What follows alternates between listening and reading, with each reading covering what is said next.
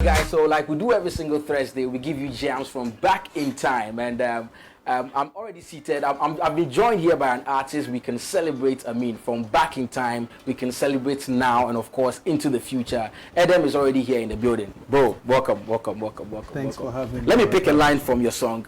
I've been on the road for the longest time. I mean, like how many years? You go fi count. How many years? Almost a decade. Almost a decade. Yeah. That's some real hard work. Almost a decade. That's some real hard work. How do you feel when you sit back and watch the journey from back in time now with technology, everything changed? How do you feel when you sit back and watch all your achievements? I don't think I've achieved anything really. That's not how I feel. Greatness is the entire process. The entire process of life is greatness.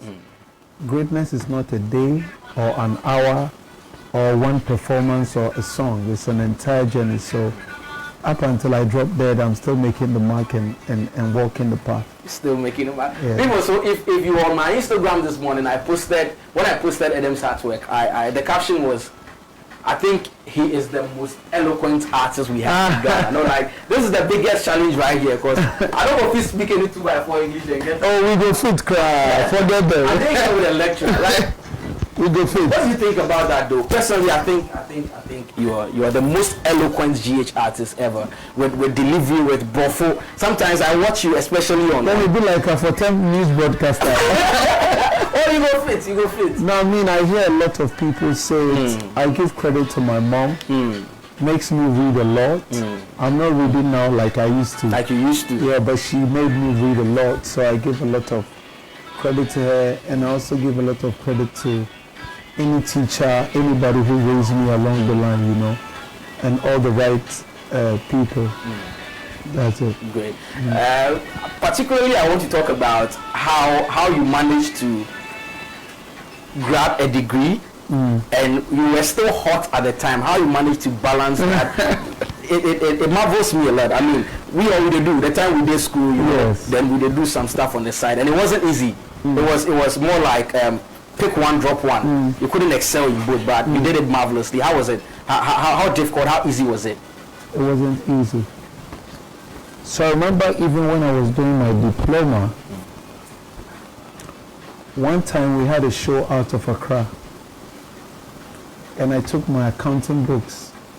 You know, when the product going, I took my accounting books and you were still reading.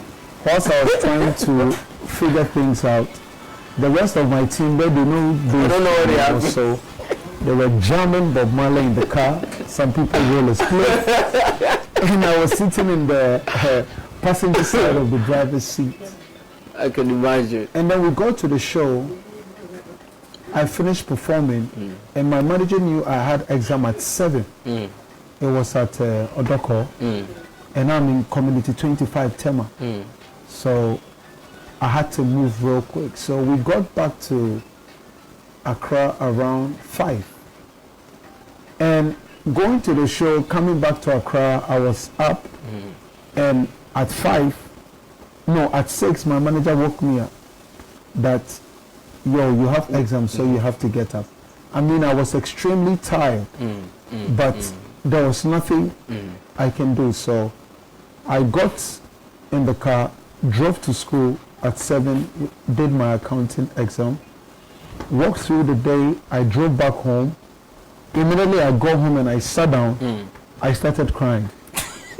Yeah, I was crying because I was so stressed. I was asking myself, you cry, what are you looking for? Who sent you? Yeah, that kind of pressure was on me. You're trying to do this, you're trying to do that. So it's a very hard thing to do, but you can't make anybody better than yourself. You have to better yourself, or else you lose your friends. If you don't add value to yourself, you go talk to your friends, they flex. They know they flex. They know you for 10 years. You are still the same guy. They are moving. And you are also not making yourself better. The girl themselves will leave you quick. Because now the new boys, they link up, they send Momo, you will still be the same side. You for better yourself. For better yourself. No, you for better yourself. That's true. A girl knows you like 10 years ago. And every day you buy them corn. with some other guy, you know the guy to the bank, come with the guy start buying. I've worked the level. Yeah, my G. Balance for some. Yeah, for level up. Yeah, level so up. you have to always better yourself. It doesn't mean you for be like other people. You know, just improve your life and be a better person. Add more value to yourself. And I mean, go at your own pace, Charlie. Great. Talk about school. Every time I talk about school, I get very passionate because me like this, I don't get them easy. And you know, people have a certain mindset that if you be star when you do school, you enjoy some preferential treatment. Oh, the lecturers will give you some score. How was it for you? As you did school, that time you be big star. Everybody, come again. But I mean, no, you want to give them away, which means that you know at the time you not enjoy to something say that they preferential. did anything bad, but I mean, there's something called social capital, and nobody can run away from it. If you are a person of value and a person of public interest, there are obviously some benefits that you will get. It's even in the king's palace. The king's son, when he comes to the football field, somebody will drop, make it play. Make it play. You know what I'm saying? So there's always privilege, and that should be a motivation to everybody. But generally, there was no special favors in school, you know, because, you know, institutions are about the grades and the studies. And so I did everything, because what people don't know, we say, actually, when you're a celebrity, when your name comes, that board says you fail. You know the good news. So it puts extra pressure On on you. African TV, they will talk for first. You hear say the guy very hours for them. They shadow different sneakers. Carry class. If they wear 30 sneakers a week, but if you get 30% for example, you know what I'm saying? True. So it puts a lot of pressure on you. But like I always tell people, I've never been about school for certificates. I've always gone to school because I want to acquire knowledge. So once I acquire the knowledge, even if I no pass, I'm good. Once you're in the class, you tell me, say, marketing do this, or if you won't do television, you need this kind of camera, blah, blah, blah. Or if you want to be a DJ, you need this. If you don't give me a certificate, I have to run off. It be the knowledge at the hand. Need. And that is why you go see maybe probably a rich man's son, who the certificate they buy for him, but the guy can't sit for the office. You know, so the practical part be what I'm really about. So once I go, I pay attention, read, learn, and that's it. Basic, beautiful. And then let's get into an industry conversation. I'm not going to talk say royalties. Let's start off with money, musicians, producers. So let me try and link this part. In recent times, we've all heard that musicians are broke. Ghanaian musicians are broke. That one says, if you bring them up in this time of COVID, say, you know, you guys, they go hungry and stuff. We've had other conversations concerning the fact that Ghanaian producers are mostly broke because the musicians know they pay, you know they give them, you know, what they deserve and all that.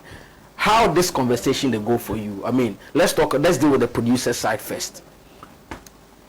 The producers deserve more than they get because they are the backbone of every hit, every record, every artist, every major song, you know.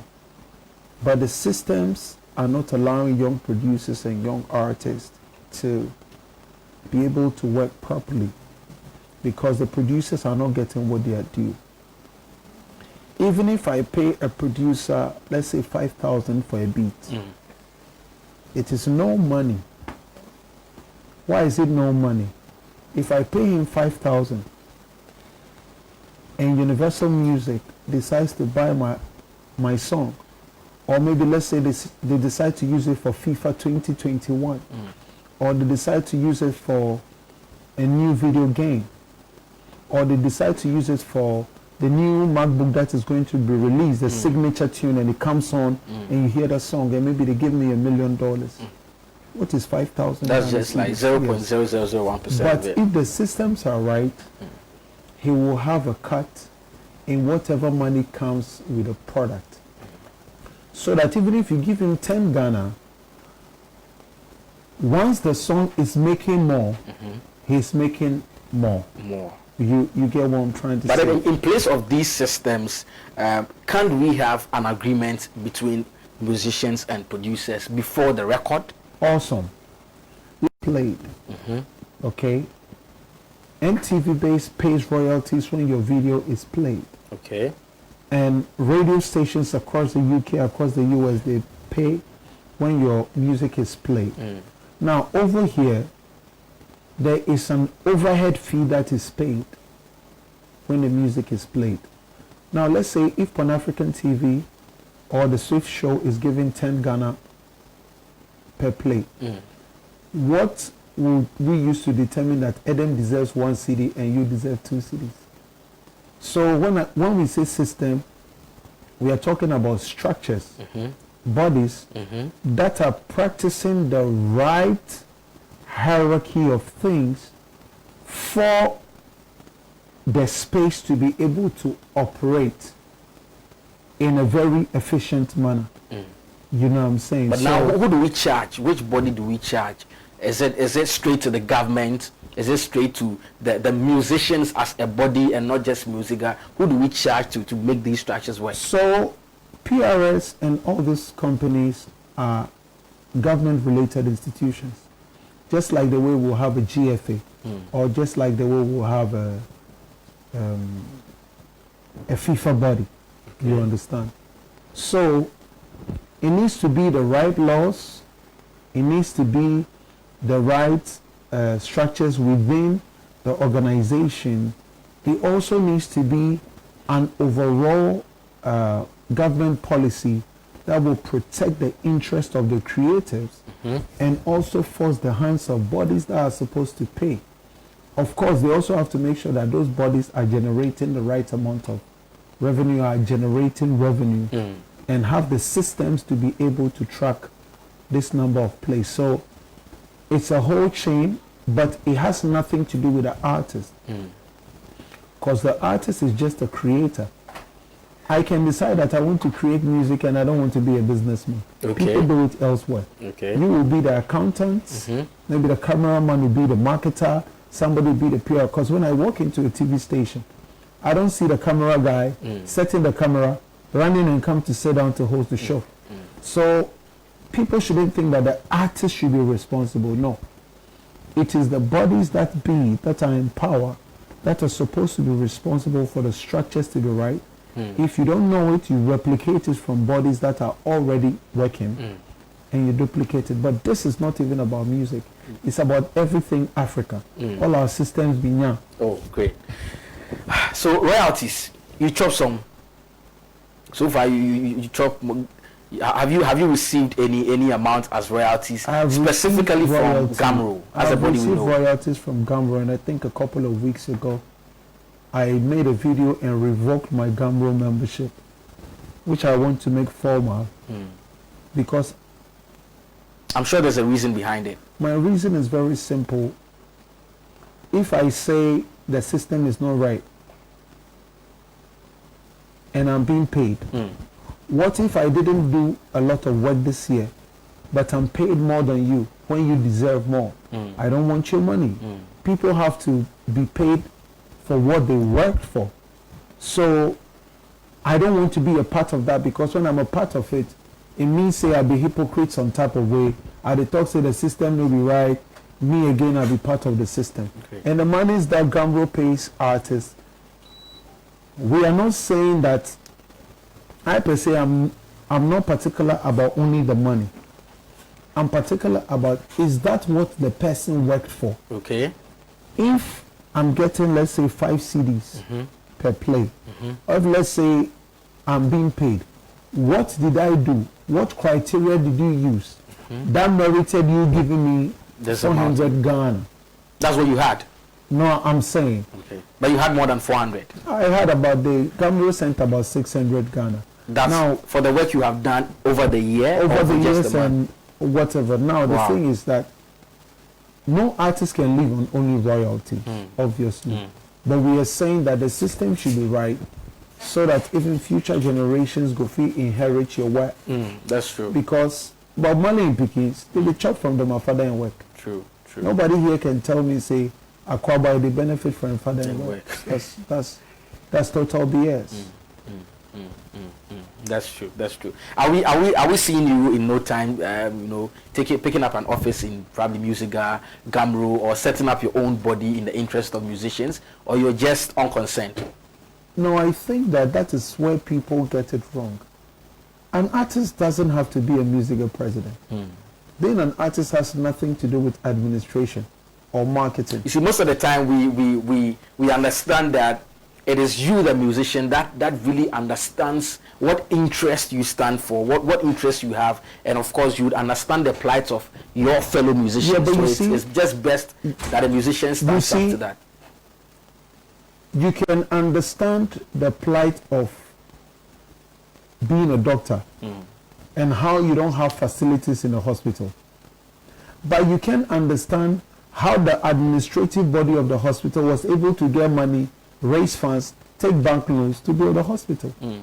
So no matter how much an artist you are, you cannot manage if you don't have management skills. Okay. You can't manage a company. You understand? Which I'm sure you have. I try, small. And so why you don't go jump into music? Let's get things right. So that if I get big stomach, you will talk to I that money. God damn. Okay, so that is your reason. That is why you don't want to join any of these No, bodies. that's not the reason. I'm young. I have things that I am pursuing on my own. Okay. I mean, if you are given a leadership role, and I feel that I'm capable, and I can take on that role and execute, it's for the benefit of the country. Okay. I'm going to finna do that. But that is not my core mandate that by any means I have to have something to do with music. Great. All my interest is, or my interest lies with is, we should make sure the systems and structures are working right for the interests of artists. For example, if an artist's music is used by any company, I think once upon a time, D Black sued a company for using his music, one telco. Musica as a body for artists is supposed to come out and defend the artists because you're supposed to have their interest. But you never see that. You never see an artist facing something and then the music body step up to it. So we are saying that the structure should be right, and it doesn't have to be musicians. There are bankers, there are lawyers who are in the bank because they know how to do it. That's it true. should be about people who can deliver and do it, and not necessarily because you've played live band across the world. No, so you come and stand in front of Muntu Obama. Me, I want to be a musical president. Crap. Okay, I don't know. I'm not sure this is directed to anybody, but no. This is general. I mean, performing is not administration. It's not finance management. It's not accounting. Great. That's like a whole different ball game. So I want us all to get that in our head that it's not by force that an artist should be. It's like saying that by force a footballer has to be a coach. Or by any means a footballer has to be the FIFA president. Or it's similar to saying that somebody who becomes president of the country has to study maybe political science in school. Doesn't work that way. Great. And then let's switch it up. Let's talk about there's this one thing I wanted to talk about. I can't remember. Before we get into the Mood Swings album something. Oh, Mirifi, I particularly wanted to put you on that spot. Okay, let me ask you this. I hope it's not controversial. No, it's not. But I don't really feel. Let me get to this one. How do you feel when you see Sarkodie, when you see Kwaku, when you see the people we saw you start off with at the same level you are? I mean, when you sit back and watch, what do you make of Hammer as a producer comparative to Don Jazzy in Nigeria? I think that this country is just an S-hole, like some president said from some other country. He doesn't get the credit he deserves because of where he finds himself. Throughout his entire career, Ghana has never rewarded him. I think it was only Bolore who acknowledged Hammer. Also, I think we as a people just don't know how to celebrate ourselves. We wait for other people to celebrate the people we know before we validate them. Like, look at all the BS going on social media. When our brother did a feature with the American female singer, everybody was posting and celebrating. Why can't you do the same thing if he does a feature with an upcoming artist? Because at the end of the day, it's about celebrating who you are as a people. And so Hammer was never really celebrated. He impacted a lot of people, and we also impacted some more people, but he was never celebrated and appreciated, and he never got his money's worth for his work and what he put in. But I mean, that is where we find ourselves, so you have to keep it moving. If we would blame that on the systems we have in Ghana, I would say that it's almost the same as what they have in Nigeria. I mean, the whole of Africa has a problem with systems and structures and everything. But how come Don Jazzy, you know, is on that and Hammer is on this level? Meanwhile, we can say for a fact that Hammer has pushed, you know, more people than Don Jazzy has, and of course over the time as well. I'm going to use Rema as an example. Have you seen the moves he makes compared to Kiddy and Kwame, who just came a while ago? It is not something you can compare. I've been in conversations where a Nigerian will tell you that, Charlie, I won't help you, my guy, but I have to do it for my Nigerian brother first. So it still boils down to us. Hammer can be a Don Jazzy if we decide to celebrate ourselves and make moves. Now, when Don Jazzy and the bunch were making the Snoop Dogg moves, it was huge funds that were behind those moves. It was huge investments that were behind those moves. Even as we speak, the things they are doing, YouTube came into Nigeria to have series of meetings with them. YouTube didn't come into Ghana to have a meeting with anybody. Trace TV didn't come into Ghana to have. Well, don't you think it has a thing to do with the numbers? If it's the numbers, then Jamaica is flawed, because Bob Marley is the greatest artist, past and gone. And Jamaica's population is not up to Ghana. You understand? We have population more than the Caribbean, but they have an amazing industry.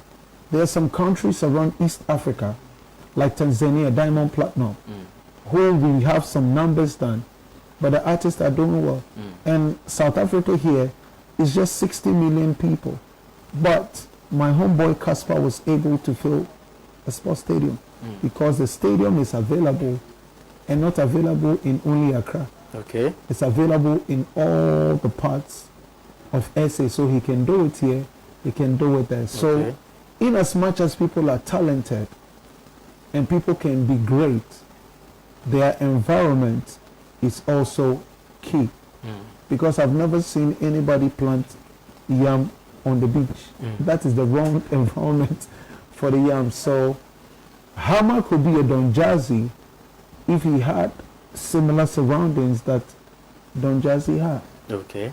Okay. So we blame ourselves as that a doesn't country. mean that I think that Don Jazzy is greater than him. No. Okay. There's no producer in my lifetime or in the world who's greater than Hammer of the last two. No. Not even Dr. Dre. Nobody. I think I agree with that. I think I agree with that too. Good. Final conversation before we get into the album.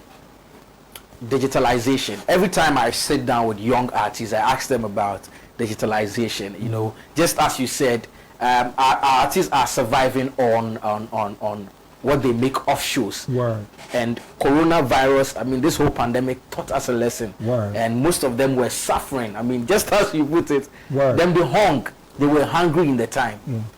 How is digitalization impacting, you know, this world? Are Ghanaian artists making money off digital stores? Is it real, or is it just something we hear? You see, the thing about money be very relative.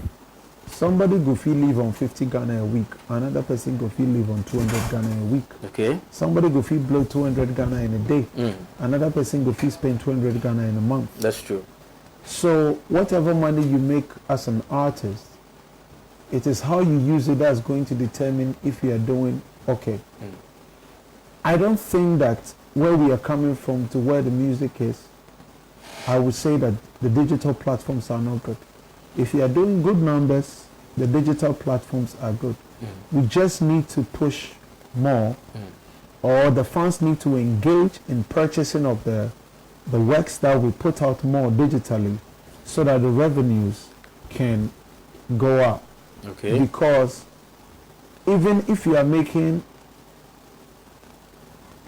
let's say, $20 a week or $20 a day, or let me even make it worst case scenario, you are making $200 a month.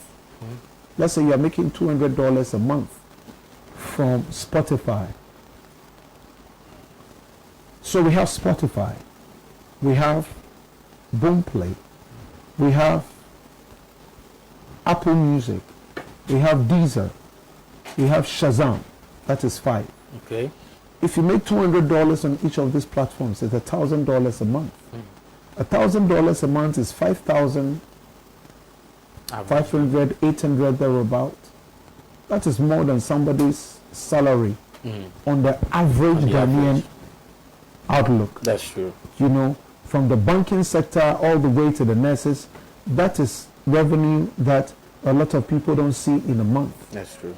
So if you can move yourself correctly, you should be able to work with that. But you have to grow and push and get the numbers to that level. And also, there are people in your team who you have to take care of. So I think that the digital space is a good thing. Not only on the level of money, it's also helping us to connect to other cultures and collaborations and visibility now. Somebody will tell you, say, do you know I'm a gatekeeper? Gatekeeper, we are called global IC gatekeeper. We are moving, you know, we are connecting. So it has helped in a lot of ways, and I think the future is amazing. For those who put in hard work. The future is amazing. Yeah. For those who put in hard work. Great. Hashtag mood swings. Yep. Who they swing your mood? I mean, how did that come about? Why mood swings? Mood swings is it's a reality of life. You know, our emotions don't go away. They just transform. So right now we go there here, you'll be happy. It cannot go away. It only transform to maybe you go be sad. Or you transform to maybe you go be angry. And when I was growing up, my mom used to tell me stuff about colors and life. And how everything about life is colors. You are called a black man. Somebody is called a white man. A white man, right? If you are angry and you want to use the color to represent it, you might use red. If you are taking a risk, you might use red. If you have a lot of money, you want to use color to represent it. You say, Charlie, this guy, they get green. So if you're in love, you might use pink. If you are victorious, you might pour white powder on the person. Okay. If you are sad or somebody's dead, you might wear a black cloth. So that means our emotions and life in general is colors. And she used to tell me before she passed away that don't avoid any of the colors. Because if you avoid any of the colors, you will not see the rainbow. You can't take away joy and say, I want only joy throughout my life.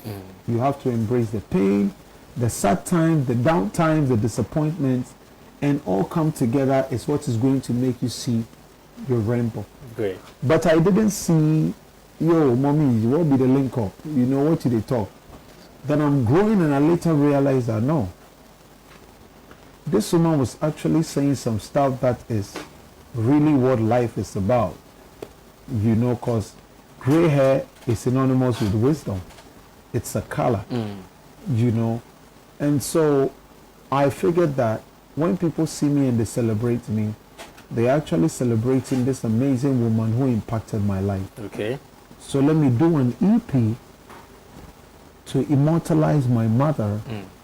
Also use the EP to celebrate everybody and empower everybody who has lost their mom to keep on fighting through life. And then also use it to tell women that, yo, you guys are so powerful.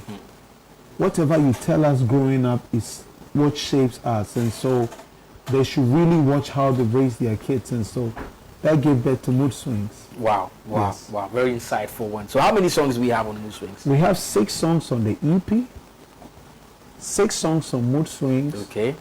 We have Love You, which is a pink, mood. Okay. We have po, which means quiet or calm, which is a yellow mood. Okay. We have money. What mood will be money? Green. Yes, which is a green mood. Okay. We have in Ghana, which is a black and white because Ghana was called Gold Coast, you know. And then we also have gray, which is Efokojo. And then we have Chidi, which is blue because blue is very urban and funky. Chidi is blue. Yeah, Chidi is blue. Chidi is blue. Chidi is blue. Chidi is blue. All right, and we have videos to all these ones on the EP, right?